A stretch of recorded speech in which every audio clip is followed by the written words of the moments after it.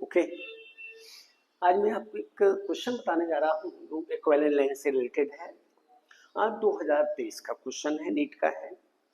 इसमें उन्होंने कहा है कि इन द फिगर, ये आपको फिगर दिया गया है, in the figure shown here, what is the equivalent focal length of the combination of lenses assuming that all layers are thin, यानी सारी लेयर्स कैसी हैं, थिन है। तो यहाँ पर आप देख रहे हो कि इसका रिफ्रैक्टिव जो इंडेक्स इन्होंने इसका रिफ्रैक्टिव इंडेक्स इन्होंने 1.6 का, और यही ये है।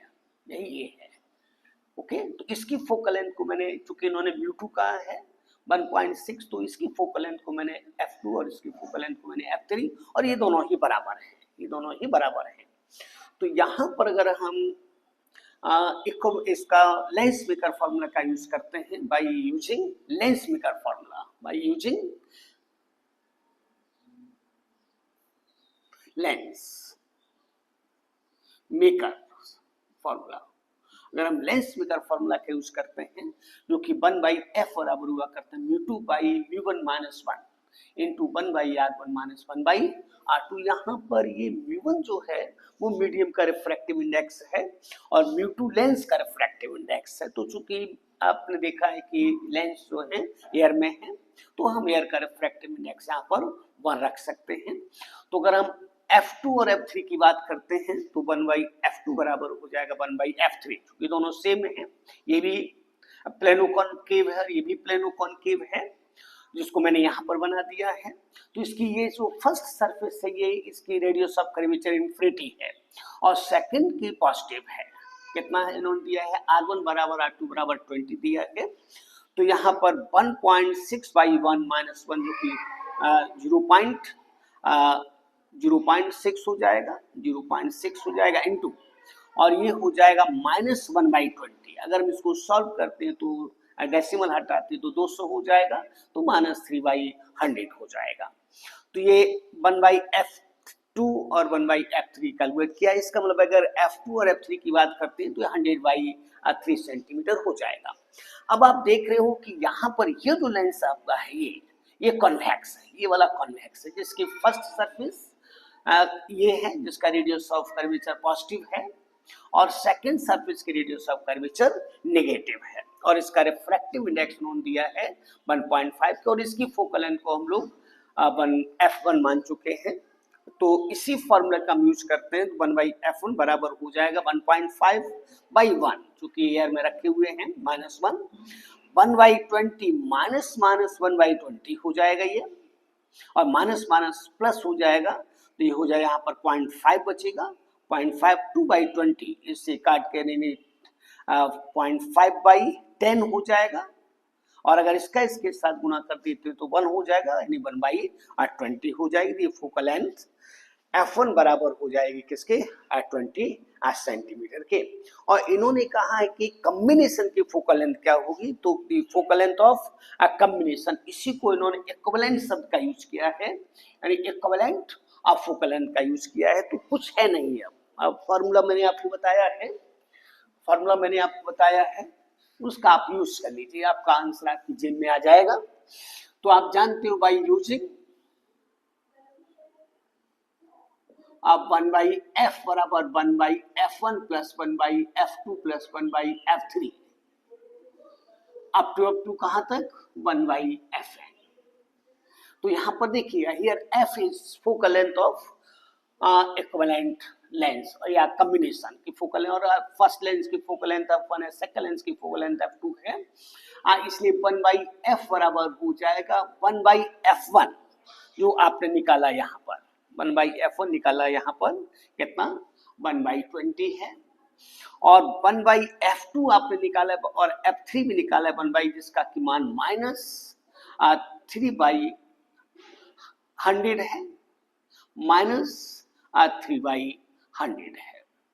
अगर इसको हम एलसीएम देखना चाहेंगे ये तो देखा जाएगा, ये हो जाएगा 100, ये हो जाएगा 100, अब 5 यहाँ पर 5 हो जाएगा, पॉजिटिव है, -3 हो जाएगा, -3 हो जाएगा, -3 6 हो जाएगा, माइनस और 1, ये हो जाएगा -1/100 हो जाएगा, और यहाँ से कह सकते हो F इक्वल टू हो जाएगा -100 सेंटीमीटर। इसका मतलब आपका आंसर अफोर्थ हो जाएगा। काफी इजी क्वेश्चन है।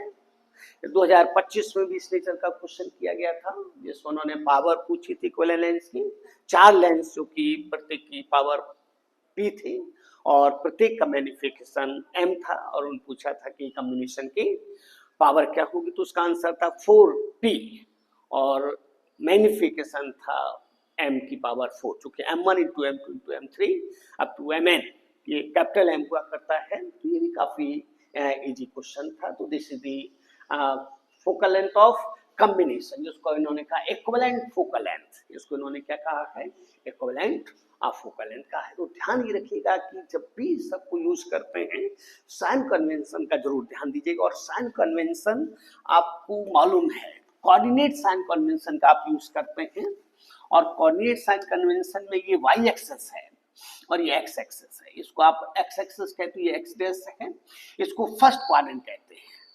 इसमें क्या है कि ये डिस्टेंस भी पॉजिटिव है और ये डिस्टेंस भी पॉजिटिव है, यानी सारी की सारी डिस्टेंसेस को आप यहां से मापते हो। ऑप्टिकल सेंटर कहे जाए या पोल्स कहे जाए, वो हमेशा O पर रखे जाते हैं। ये डिस्टेंस नेगेटिव है और ये डिस्टेंस पॉजिटिव है, ये डिस्टेंस पॉजिटिव है। ये सेकंड क्वाड्रेंट है, ये थर्ड क्वाड्रेंट, और थर्ड क्वाड्रेंट में दोनों डिस्टेंसेस नेगेटिव है, ये भी नेगेटिव है, ये भी नेगेटिव है। और ये फोर्थ क्वाड्रेंट है, फोर्थ क्वाड्रेंट में x पॉजिटिव होता है लेकिन y नेगेटिव होता है। यही कारण है कि जब आप इसकी बात करते हो, लेंस की बात करते हो, लेंस में दो सरफेसेस हैं। यहाँ पर अगर हम इस सरफेस की बात करते हैं तो इसका जो सेंटर ऑफ कर्वेचर इस साइड में कहीं पर, इसलिए सेंटर ऑफ कर्वेचर यानी रेडियस ऑफ कर्वेचर पॉजिटिव हो जाती है। और इसको अगर देखा जाए तो इसकी जो सेंटर इस साइड में है, इसकी रेडियस ऑफ कर्वेचर नेगेटिव हो जाती है, इसकी पॉजिटिव हो जाती है। ये हमेशा ध्यान रखेंगे, क्योंकि लाइट में जहां पर आपको साइन भूले तो वहां पर आपका क्वेश्चन 100% गलत होने के चांस रहते हैं। ध्यान रखिएगा, इसी कन्वेंशन को हम लोग यूज करते हैं। उसको फर्स्ट क्वाड्रेंट कहते हैं, उसको सेकंड क्वाड्रेंट कहते हैं। इसमें दोनों ही पॉजिटिव है, x भी पॉजिटिव है, y भी पॉजिटिव है। इसमें x नेगेटिव है लेकिन y पॉजिटिव है। इसमें x भी नेगेटिव है और y भी नेगेटिव है। इसमें x पॉजिटिव है लेकिन y नेगेटिव है, ये ध्यान रखिएगा। और हम लोग पोल्स की बात करते हैं, वो इसी पर रखे जाते हैं। और अगर हम इसकी ऑप्टिकल सेंटर की बात करते हैं, वो भी यहीं पर रहते हैं। जैसे कि यहाँ पर हम अगर किसी लेंस का ऑप्टिकल सेंटर रख दें, ऐसे रख देते हैं, तो देख रहे हो इसका रेडियस ऑफ कर्वेचर इधर है, यानी सेंटर ऑफ कर्वेचर इधर, तो इसका सेंटर ऑफ कर्वेचर यानी R पॉजिटिव हो जाएगा। और ये अगर देखा जाए तो इसका R नेगेटिव हो जाएगा। तो इस तरह के साइंस को आप याद रखेंगे, क्वेश्चन काफी इजी रहता है। ओके,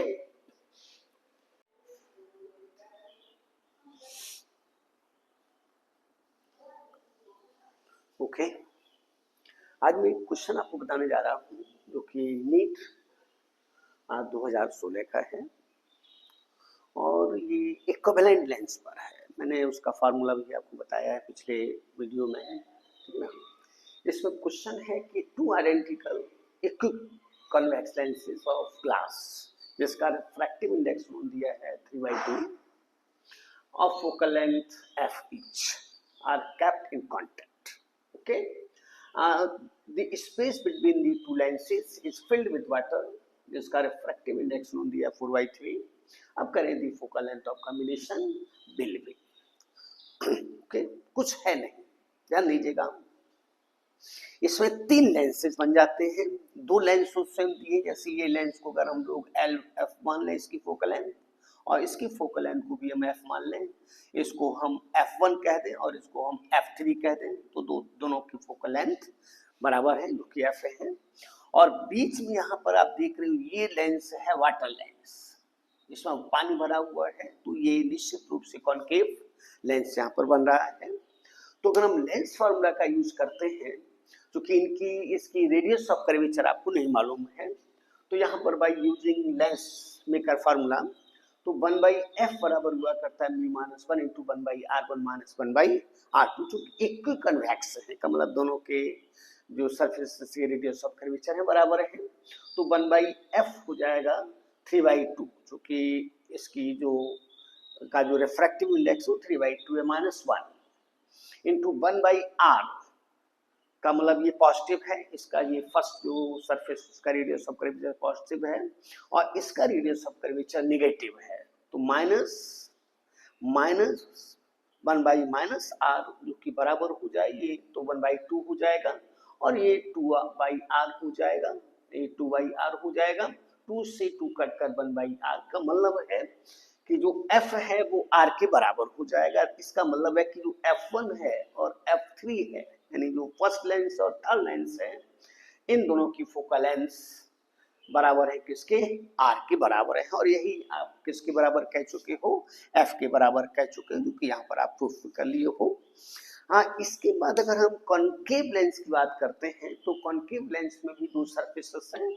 अगर देखा जाए इसकी रेडियस ऑफ कर्वेचर नेगेटिव और इसकी रेडियस ऑफ कर्वेचर पॉजिटिव है, तो ये वाटर है, तो यहाँ पर 1/f2 मतलब मैंने सेकेंड लेंस के लिए ले लिया, इसको मैंने वाटर लेंस को मैंने कह दिया f2 कह दिया है, इसका फोकल लेंथ f2 कह दिया है, तो 1/f2 बराबर हो जाएगा 4/3 -1 और 1/-r ये माइनस है और -1/+r क्योंकि इसकी रेडियस ऑफ कर्वेचर पॉजिटिव है, तो ये हो जाएगा 1/3 और माइनस हो जाएगा 2/r और r हम लोग कह चुके हैं f के बराबर है, का मतलब है कि f2 बराबर हो जाएगा -2/3r -2/3r। फिर एक बार देख लीजिए कहीं कुछ है नहीं, फर्स्ट लेंस जो है उसकी फोकल लेंथ को आपने f1 माना है और थर्ड लेंस की फोकल लेंथ को आपने f3 माना है और ये दोनों ही आपको f के बराबर दी गई है जो कि क्वेश्चन कह रहा है। तो इस तरह से आपने जो फोकल लेंथ है वो रेडियस ऑफ कर्वेचर के टर्म्स में आपने निकाल ली है और इसके बाद ये कॉन्केव है, ओके, जिसकी रेडियस ऑफ कर्वेचर जो है दोनों सरफेसेस की लेंथ के बराबर है, जिसका की फोकल लेंथ 1/f2 मैंने निकाल दिया है 2/-2/3r के। अब अगर हम बातचीत करते हैं कि फॉर कॉम्बिनेशन चूंकि उन्होंने कहा कि the focal length of a combination will be the focal length of a combination the focal length of combination इसलिए the focal length of a combination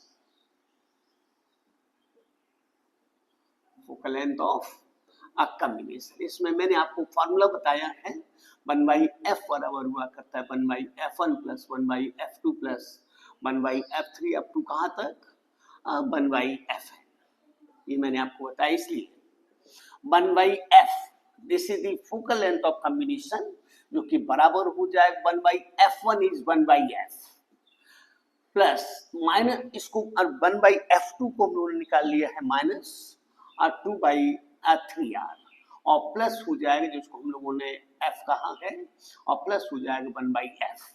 अगर हम इसका एलसीएम लिखते हैं तो एलसीएम हो जाएगा 3r 3f, यहाँ पर 3 आ जाएगा, यहाँ पर -2 आ जाएगा, यहाँ पर +3 आ जाएगा जो कि बराबर हो जाएगा यानी 4/3f के हो जाएगा और यहाँ से कह सकते हो